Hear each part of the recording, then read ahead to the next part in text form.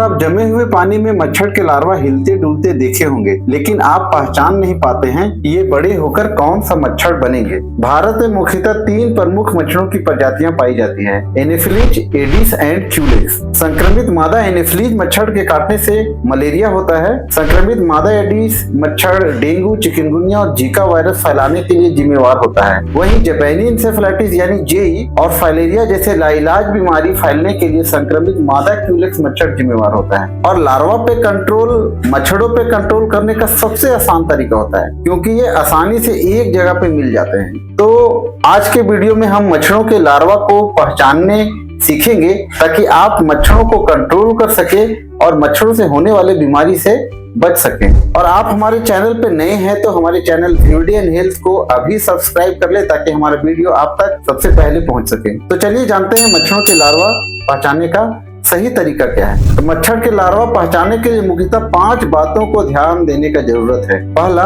पानी में तैरने की स्थिति। दूसरा, साइफन की उपस्थिति। तीसरा, शरीर की बनावट। चौथा, तैरने का तरीका क्या है। पांचवा, ये कहाँ पाया जाता है। तो ये 5 चीजें को हम लोग एक एक करके देखते हैं और हम लोग जानेंगे कि कैसे मच्छर के लार्वा को हम लोग पहचान सकते हैं। तो सबसे पहला तरीका, जैसे मैंने बताया, कि पानी में तैरने की स्थिति। एनोफिलीज मच्छर का लार्वा हमेशा पानी की सतह के ऊपर में समांतर सीधा लेटा हुआ पाया जाता है। वहीं एडिस का अगर हम बात करते हैं तो एडिस मच्छर का लार्वा पानी में तिरछा 45 डिग्री के कोण में लटका रहता है। और क्यूलेक्स का लार्वा भी एडिस मच्छर के जैसा ही पानी की सतह पर 45 डिग्री का एंगल पे लटका हुआ ही पाया जाता है। तो एनोफिलीज समांतर रहता है, एडिस और क्यूलेक्स 45 डिग्री के एंगल में तिरछा लटका हुआ रहता है। वहीं साइफन की उपस्थिति की बात करें तो एनोफिलीज का लार्वा में साइफन नहीं होता है, इसीलिए यह पानी में समांतर लेटा हुआ होता है। अब साइफन क्या है, पहले इसको हम लोग जान लेते हैं कि साइफन होता क्या है। एक्चुअल में साइफन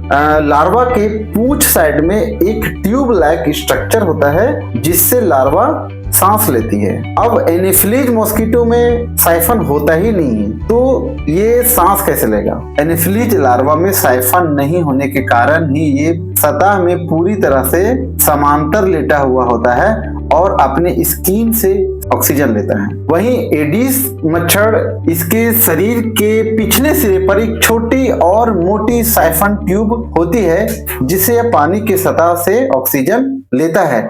वहीं अगर क्यूलेक्स का हम बात करें, लार्वा के पिछले सिरे पर एक लंबी साइफन ट्यूब होती है जिससे वह ऑक्सीजन लेता है। तो इस तरह से साइफन की उपस्थिति को देख के भी हम लोग पकड़ सकते हैं कि कौन सा लार्वा है। तीसरी बात मैंने बताया था, शरीर का बनावट, बॉडी स्ट्रक्चर। एनोफिलीज मॉस्किटो का शरीर लंबा और पतला होता है और शरीर पर छोटे छोटे बाल होते हैं। वैसे लगभग सभी लार्वा के शरीर में छोटे छोटे बाल होते हैं। एडिस मॉस्किटो का लार्वा का शरीर छोटा और थोड़ा सा मोटा होता है। शरीर पर छोटे छोटे बाल तो होते ही हैं, लेकिन इसमें गहरे रंग की धारियां हो सकती है। वहीं क्यूलेक्स का अगर बात करें तो शरीर छोटा, थोड़ा मोटा और सिलेंडर जैसा होता है। शरीर पर छोटे छोटे बाल इसके भी होते हैं और शरीर थोड़ा चौड़ा और गोल होता है। तो इस तरह से लार्वा के बनावट के अनुसार हम लोग पहचान सकते हैं कि कौन सा मच्छर का लार्वा है। चौथा तरीका मैंने बताया था, तैरने का स्थिति। तैरने का तरीका से भी हम लोग पहचान सकते हैं कि कौन सा मच्छर का लार्वा है। पहला, अगर एनोफिलीज का अगर हम लोग बात करते हैं तो यह सीधी तैराकी करता है, मतलब पानी में सीधी तैरता है, जबकि अन्य मच्छर के लार्वा ज्यादातर हिलते डुलते रहते हैं। एडिस मच्छर का लार्वा तेजी से झटके देकर तैरता है और बार बार अचानक हिलते डुलते रहता है। ये पानी में जनरली शांत नहीं ही रहते हैं, ये हिलते डुलते ही रहते हैं। लेकिन क्यूलेक्स का बात करें तो यह तेजी से हिलता है, लेकिन क्यूलेक्स का लार्वा एडिस के लार्वा के अपेक्षा में थोड़ा शांत होता है। सबसे ज्यादा एक्टिव एडिस का ही लार्वा होता है। तो इस तरह से हम लोग लार्वा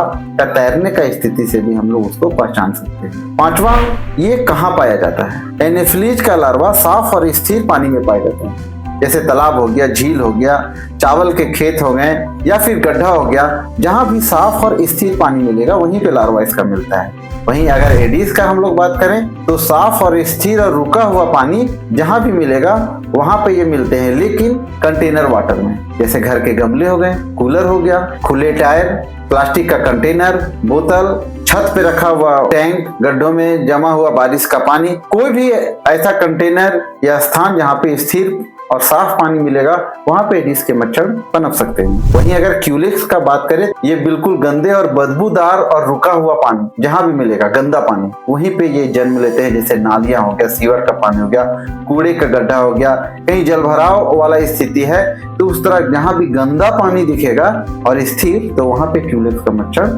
जन्म लेता है। तो एनोफ्लीट साफ और स्थिर पानी, एडिस कंटेनर वाटर और क्यूलेक्स गंदा पानी। तो इस तरह से लार्वा कहाँ पाया जाता है, इससे हम लोग पहचान सकते हैं। और अगर वीडियो पसंद आया हो तो चैनल को जरूर सब्सक्राइब कर लें। और मैं रूपलाल कुमार, मिलते हैं फिर नए वीडियो में। धन्यवाद।